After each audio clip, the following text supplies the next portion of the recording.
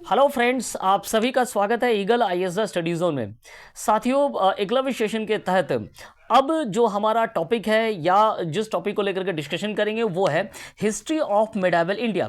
History of medieval India के तहत 1200 AD से लेकर 1700 एडी तक, अर्थात इल्तुतमिश कुतुबुद्दीन ऐबक के समय काल से लेकर के हम सीधे औरंगजेब के डिक्लाइन तक जो कि हिस्ट्री है उसको लेकर के क्या करेंगे, डिस्कशन करेंगे।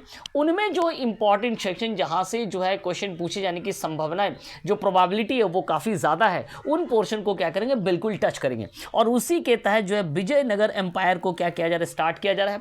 विजयनगर एम्पायर से क्या किया जाता है ना, क्वेश्चन पूछा जाता है। आप पीवाईक्यूज को देख सकते हैं यूपीएससी के। और इसी के तहत आज का हमारा टॉपिक क्या है ना, विजयनगर एम्पायर है। तो चलिए विजयनगर एम्पायर को डिस्कशन करेंगे। विजयनगर एम्पायर को डिस्कशन करने से पूर्व एज यूजुअली हम लोगों ने एक ट्रेडिशनल कल्चर बना के रखा है कि मैप की सहायता से क्या करेंगे, हर चीज़ को अध्ययन करेंगे ताकि एक कॉन्सेप्ट डेवलप हो पाए हिस्ट्री में कि कब किस समय किस तरह के राज्य बने और इसका जो असर है, इसका जो फ्यूचर इफेक्ट है वो हमारे एग्जाम तक रहे। तो सबसे पहले हम ये देखेंगे कि अर्ली मिडाइवल पीरियड में या जस्ट बिफोर दी जो विजयनगर एम्पायर है क्या कुछ हुआ। यहाँ डेक्कन में हमें क्या देखने को मिला, देवगिरी के यादव देखने को मिले, वारंगल के काकतीयस देखने को मिले और साथ में क्या मिले, होयसल्स देखने को मिले। इन तीनों के द्वारा जो है डेक्कन्स को घेरा गया। इन तीनों के द्वारा ना केवल डेक्कन्स बल्कि ऊपर से नॉर्थ साइड और से जो सल्तनत काल का जो अटैक है, जो कि अलाउद्दीन खिलजी से 1309 में मलिक कफूर के द्वारा स्टार्ट किया गया, इनको भी काउंटर प्रतिरोध किया गया, काउंटर अपोजिट किया गया। और लेकिन अंततः जो है अलाउद्दीन खिलजी के द्वारा या एमबीटी के द्वारा इन सभी छोटे राज्यों को क्या कर लिया गया ना, कैप्चर कर लिया गया। तो इन्हीं बुनियाद के तौर पर या इन्हीं स्टेट्स के डिक्लाइन के स्टेजेस पर क्या होता है ना, विजयनगर एम्पायर्स का राइज अप होता है। और विजयनगर एम्पायर भी क्या करते हैं, सेम वर्क जो ऊपर से जो सल्तनत काल के शासकों का आक्रमण है उसे ये क्या करते हैं ना, काउंटर करते हैं, उनका प्रतिरोध करते हैं और अपने स्टेट्स को बचा करके रखते हैं। तो दिस इज दी हिस्ट्री।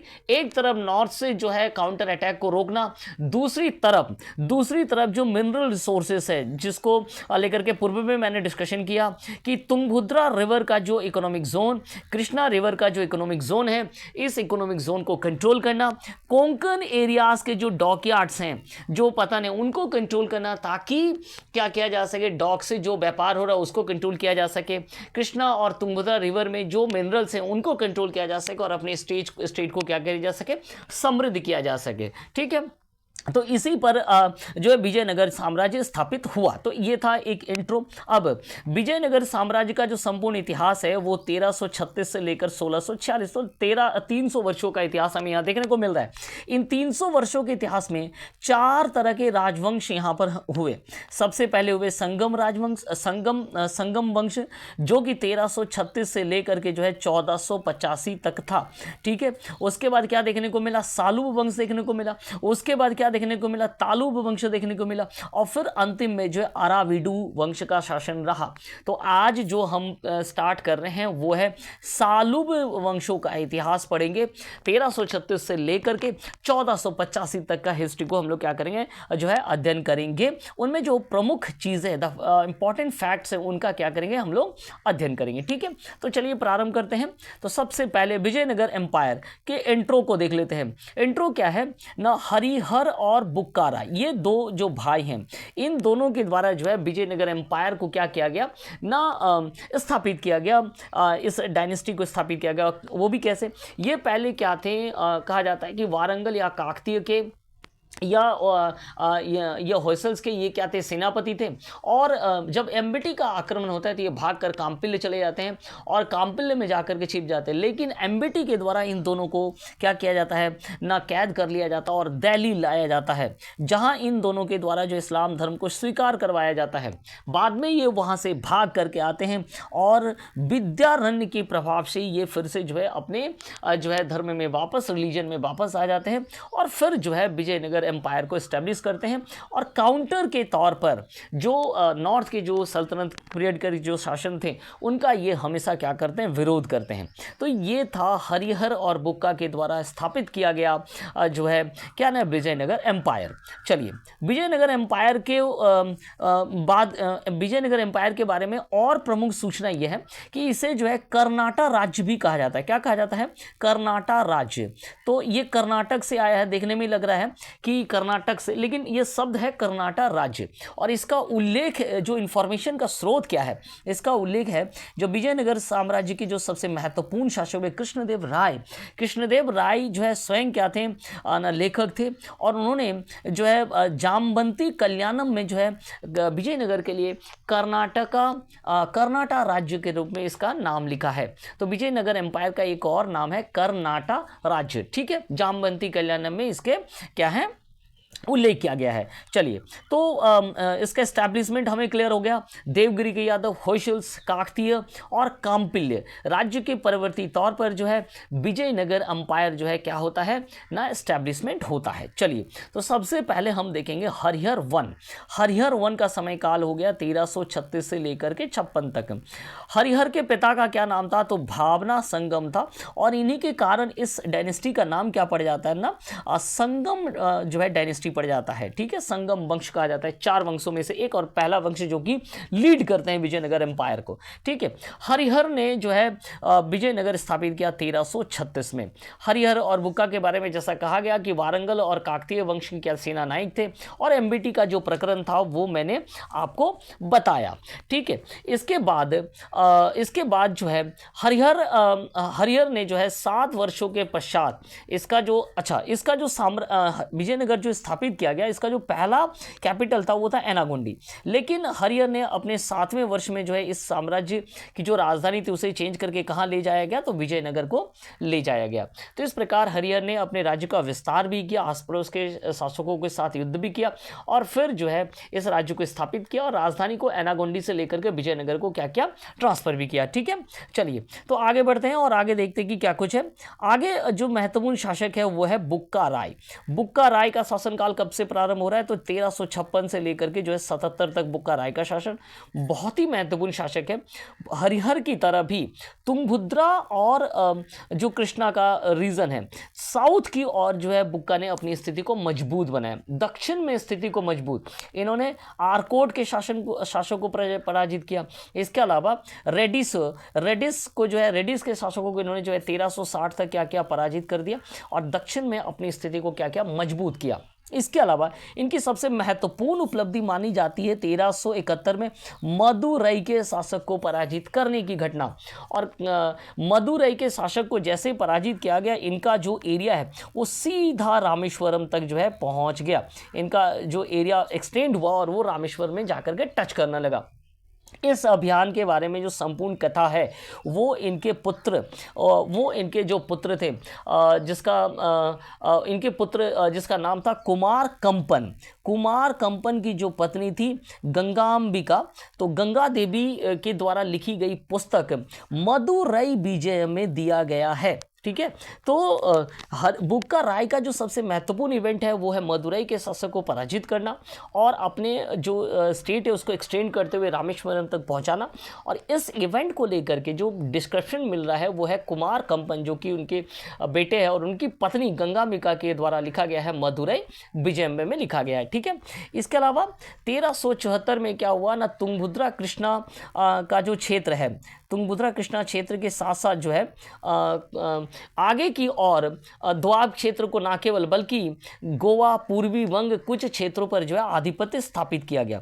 एक तो तुंगभद्रा कृष्णा रिवर जो का द्वाब का रीजन उसको भी कंट्रोल किया गया, गोवा तक जो है थोड़ा सा एक्सटेंड किया गया, पूर्वी गंग उड़ीसा के जो शासक थे उनके तरफ जो है आगे बढ़ा गया। तो इस तरह से जो है अपने राज्य का बुक्का राय के द्वारा क्या किया गया, काफ़ी कुछ क्या किया ना, एक्सटेंड कर दिया गया। ठीक है, ठीक है। चलिए, इसके समय काल के दौरान सबसे महत्वपूर्ण क्या है? इसके समय काल के दौरान जो सबसे महत्वपूर्ण है वो है बहमनी और विजयनगर एम्पायर के मध्य संघर्ष। तो बहमनी के शासक यहाँ थे और विजयनगर यहाँ थे। इन दोनों की जो सीमाएं थी वो कृष्णानगर में टच करती थी।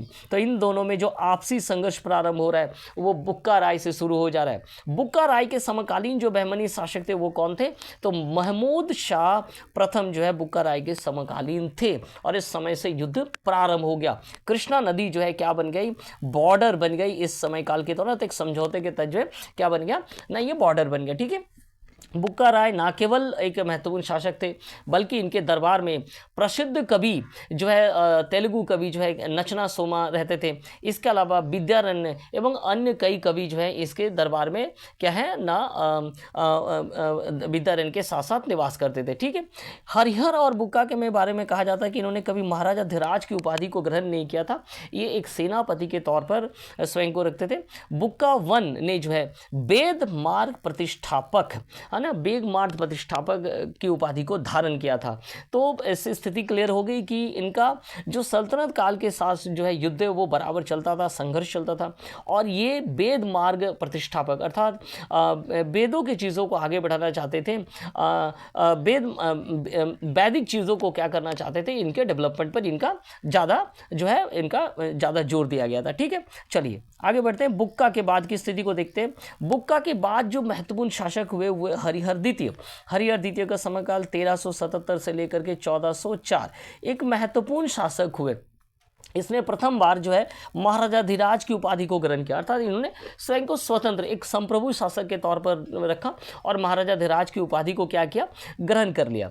हरिहर द्वितीय के समय में भी जो है बहमनी जो शासक थे मुजाहिद बहमनी इनका मृत्यु हो जाता है। जैसे ही मुजाहिद बहमनी का मृत्यु हो जाता है, ये जो हरिहर है वो क्या करते हैं ना, इस स्थिति का लाभ उठा करके बहमनी के क्षेत्र को इन्वेड करते हैं और कुछ पोर्ट्स को हासिल कर लिया जाता है। गोवा, चाहुल और दाभोल, इन पर क्या कर लिया जाता है, अधिकार कर लिया जाता है हरिहर दो के द्वारा। तो एक महत्वपूर्ण उपलब्धि है कि बहमनी के क्षेत्र में जो गोवा, दाभोल, चाहुल और दाभोल है, उन पत्तनों को क्या करते ये जो है कैप्चर कर लेते, ठीक है।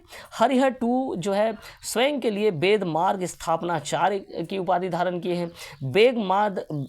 वेद मार्ग प्रति प्रवर्तक की उपाधि को उन्होंने धारण किया। इसके अलावा उन्होंने संस्कृत के जो विद्वान थे सायन को क्या किए थे ना, संरक्षण प्रदान किया गया था इनके द्वारा, ठीक है। चलिए नेक्स्ट देखते हैं। नेक्स्ट क्या है, नेक्स्ट हो गए ना देवराय प्रथम। नेक्स्ट महत्वपूर्ण शासक क्या है ना, देवराय प्रथम। उसने विजयनगर सेना का आधुनिकीकरण किया गया, मॉडर्नाइजेशन किया गया विजयनगर सेना का, और इसमें जो है तुर्क धनुर्धारों को क्या किया गया ना, नियुक्त किया गया और फारस से घोड़े को भी जो है आयात करते हुए अपने सेना का क्या मॉडर्नाइजेशन किया गया। उसने विजयनगर से जो है विजयनगर में पानी की अपर्याप्तता, ना केवल ड्रिंकिंग वाटर की कमी थी बल्कि इरिगेशन सिंचाई के लिए भी पानी की कमी थी। तो इसने तुंगभद्रा नदी पर क्या किया, बैराज का बना दिया और वहां से बहुत सारे नहरें भी निकाले गए। इसका जो है अलग अलग यात्रियों के द्वारा इसका वर्णन भी किया गया। एवं विजयनगर साम्राज्य उस समय काफ़ी समृद्ध हो गया था। विजयनगर जो कैपिटल है वो काफ़ी समृद्ध हो गया था। इसका डिस्कशन कैसे प्राप्त हो रहा ना, उस समय जो है विजयनगर साम्राज्य में विजिट करने वाले निकोलो कोंटी, ठीक है, निकोलो कोंटी का जो है आगमन विजयनगर साम्राज्य में हुआ था। 1420 के आसपास जो है वो विजयनगर साम्राज्य आए थे और किसके समय काल के दौरान, तो देवराय के समय काल के दौरान वे आए थे और उन्होंने जो है इस शासक के बारे में, उनकी शक्ति और उनके सेना को लेकर के क्या क्या डिस्कशन किया है। देवराय के समय में कहा जाता है उन्होंने जो है मधुर जो जैन कवि हैं, मधुर को उन्होंने क्या किया था, संरक्षण प्रदान किया था। ना केवल उन्होंने संरक्षण प्रदान किया था, मधुर को जो है क्या किया गया था, संरक्षण दिया गया था, जो कि धर्मांथा पुराण जो कि 15वें जैन तीर्थंकर के जीवन पर लिखा गया है। तो धर्मांथा पुराण के क्या थे, लेखक थे। तो इस प्रकार देवराय प्रथम के लिए जो सबसे इंपॉर्टेंट है वो ये कि इन्होंने सेना का आधुनिकीकरण कर दिया और इसके साथ साथ जो है तुंगभद्रा पर बैराज का निर्माण किया और इरिगेशन जो प्रोजेक्ट है उसको डेवलप किया। निकोलो कोंटी का जो इस दौरान आगमन हुआ, उन्होंने विजयनगर देवराय की सेना और शक्ति का वर्णन किया। देवराय ने जैन कवि मधुर को संरक्षण प्रदान किया, जिन्होंने 15वें जैन जैन तीर्थंकर के जीवन पर जो है धर्मांत पुराण भी लिखा था। तो ये सारे महत्वपूर्ण घटनाएं देवराय प्रथम के दौरान हुआ और यहाँ से कई बार प्रश्न पूछा जाता है। ठीक है, चलिए देवराय द्वितीय के बारे में कहेंगे। ये भी एक बहुत ही महत्वपूर्ण शासक है। इन्होंने स्वयं के लिए जो है हाथियों का शिकारी या गजबेटर की उपाधि जो है धारण किया था। इसके अलावा इन्होंने अपने साम्राज्य जो है कृष्णा नदी तक जो है इन्होंने अपना साम्राज्य का क्या कर लिया, विस्तार कर लिया। इनके समय काल के दौरान जो यात्री आए हुए थे अब्दुल रज़ाक जो फारस के यात्री आए थे उनका आगमन हुआ था। अब्दुल रज़ाक के अनुसार जो है देवराय ने अपने साम्राज्य का विस्तार जो है श्रीलंका से लेकर कर्नाटक के गुलबर्गा तक जो है उत्तर दक्षिणी अगर हिसाब देखें, और अगर इधर जो है उड़ीसा से मालाबार तक जो है इसका विस्तार था। तो अब्दुल रज़ाक के द्वारा ये कहा गया कि देवराय टू का जो साम्राज्य है वो काफ़ी विस्तृत था। श्रीलंका से लेकर कर्नाटक के गुलबर्गा तक, उड़ीसा से मालाबार तक जो है इनका क्या था, विस्तार था। देवराय टू न केवल स्वयं विद्वान थे बल्कि ये विद्वानों के संरक्षक भी थे। इन्होंने कन्नड़, संस्कृत एवं जैन संतों को क्या क्या संरक्षण दिया, साथ और स्वयं भी क्या थे, एक विद्वान कवि थे या लेखक थे। उसके समय काल के दौरान जो है कन्नड़ कवि चमड़ासा, इसके साथ साथ जो है कुमार व्यास और संस्कृत कवि जो है दिमदिमा को संरक्षण दिया गया था। एवं प्रसिद्ध तेलुगु कवि श्रीनाथ को क्या गया था ना, संरक्षण दिया गया था। श्रीनाथ के लिए जो है श्रीनाथ को उन्होंने कवि सार्वभौम की उपाधि से सम्मानित किया था। देवराय द्वितीय स्वयं भी क्या थे, एक विद्वान थे और वे लेखक भी थे। उन्होंने कन्नड़ में क्या लिखा था, सोवागिना सोने लिखा था और अमुरिका लिखा था, ये कन्नड़ में लिखा गया था। तथा संस्कृत में उन्होंने क्या लिखा था ना, महानाटक सुधा निधि जो है, ये दो जो है रचनाएं उनके द्वारा की गई थी। कन्नड़ में सोवागिना सोने तथा अमारुका, और संस्कृत में उन्होंने महानाटक सुधा निधि लिखा। तो देवराय द्वितीय एक महत्वपूर्ण शासक थे। उनके समय काल के दौरान अब्दुल रज़ाक का आगमन हुआ। उन्होंने इनके साम्राज्य के विस्तार को लेकर के डिस्कशन किया। ये कई कवियों और क्या थे ना, कवियों के साथ साथ लेखकों को एवं संतों को क्या किया, इन्होंने संरक्षण भी दिया था। ठीक है, चलिए नेक्स्ट जो है महत्वपूर्ण शासक है मल्लिकार्जुन राया। लेकिन इस समय काल तक जो है क्या देखने को मिला ना, इस समय काल के दौरान जो है ये वंश जो है निर्बल पड़ चुका था और कई क्षेत्र जो है इनके हाथ से निकल गए। इनके समय काल के दौरान उड़ीसा से गजपतियों का आक्रमण हुआ और न केवल आक्रमण बल्कि कई एरियाज जो है ये लूज करने लगे। 1463 में उदयगिरी और चंद्रगिरी को जो है क्या कर लिया गया, अधिकार कर लिया गया। बहमनियों का तो आक्रमण हो ही रहा था इस समय काल के दौरान, और साथ में जो है क्या देखने को मिला ना, जो है गजपतियों का भी आक्रमण इनकी ओर होने लगा और ये एक निर्बल शासक के तौर पर जाने जाते हैं। इसके बाद और अंतिम जो हम देख रहे हैं वो है विरूपाक्ष द्वितीय। ये संगम वंश का क्या था, अंतिम शासक है। इसके समय काल के दौरान जो है कोंकण तट के जो पतन थे, जो कि हरिहर टू के द्वारा जो है कैप्चर किया गया था, उसे क्या किया गया ना, उसे लूज कर गए। अर्थात गोवा, चाहोल और दाभोल के क्षेत्र जो है क्या कर लिए ना, अधिकार कर लिए। किसके द्वारा, महमूद गवाह के द्वारा जो अधिकार कर लिया गया था। ठीक है, इसके अलावा बहमनी सुल्तानों का तो आक्रमण हो ही रहा था। उड़ीसा के गजपति शासक पुरुषोत्तम गजपति के द्वारा भी इनके क्षेत्रों पर अधिकार कर लिया गया। इन निर्बलताओं के कारण और अयोग्यताओं के कारण ही इनके पुत्र प्रोधा राय के द्वारा जो है क्या कि इनका हत्या कर दिया गया 1485 को। लेकिन ये स्वयं के लिए भी अपना शासन बचा नहीं पाए। इसी के बाद में जो है चंद्रगिरी के सरदार सालूब नरसिंह के द्वारा 1485 में ही प्रोधा राय को जो है हटाते हुए स्वयं के लिए क्या किया ना, शासक घोषित किया गया और सालूब डायनेस्टी या सालूब राजवंश जो है स्थापित हो गया। किसके द्वारा, तो सालूब नरसिंह के द्वारा। तो इस प्रकार जो है विजयनगर एम्पायर का जो पहला फेज है, अर्थात जो संगम राजवंश है, वो क्या हो गया, खत्म हो गया। ये शुरू हुआ था हरिहर वंश से और विरूपाक्ष द्वितीय में जाकर जो है ये देखने को हमें मिल रहा है। जिसके समय काल के दौरान बहमानी सुल्तानों का साथ में गजपतियों का क्या हो गया था, यहाँ पर कंट्रोल हो गया था। उस स्थिति में सालूब नरसिंह के द्वारा जो है क्या किया गया ना, नरसिंह सालूब डायनेस्टी के स्थापित किया गया। ठीक है, तो चलिए इसी प्रकार आगे जो है विजयनगर साम्राज्य को देखेंगे और संपूर्णतः इसके एडमिनिस्ट्रेशन, इसके सारे आर्ट एंड कल्चर को भी जो है हम लोग क्या करेंगे, इसके संपूर्णतः अध्ययन करेंगे ताकि इससे अगर कोई प्रश्न आए तो वो बिल्कुल ना छूटे। तो बहुत बहुत धन्यवाद आप सभी का हमारे साथ जुड़ने के लिए।